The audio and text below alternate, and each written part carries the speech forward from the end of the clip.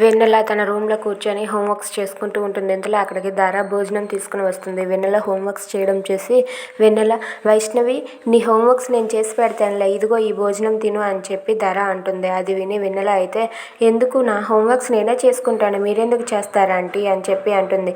అది కాదు వైష్ణవి, నేను చేస్తానులే, ఇవ్వు, భోజనం టైం అయింది కదా, నువ్వు భోజనం చెయ్యు అని చెప్పి అంటూ ఉంటుంది.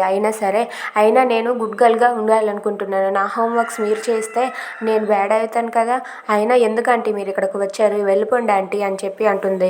పదే పదే ఆంటీ ఆంటీ అంటున్నావేంటి, నువ్వు నన్ను అమ్మ అని పిలవాలి అని చెప్పి ధార అంటుంది. అది విని వెన్నెల అయితే, అమ్మ అని పిలవాలా, నేనెందుకు మిమ్మల్ని అమ్మ అని పిలాలి, నువ్వు నాకు ఆంటీవే అని చెప్పి అంటుంది. ఆంటీ కాదు, రేపొద్దున మీ నాన్న నన్ను పెళ్లి చేసుకుంటారు, అప్పుడైనా సరే అమ్మ అని పిలవాలి కదా అని చెప్పి అంటుంది.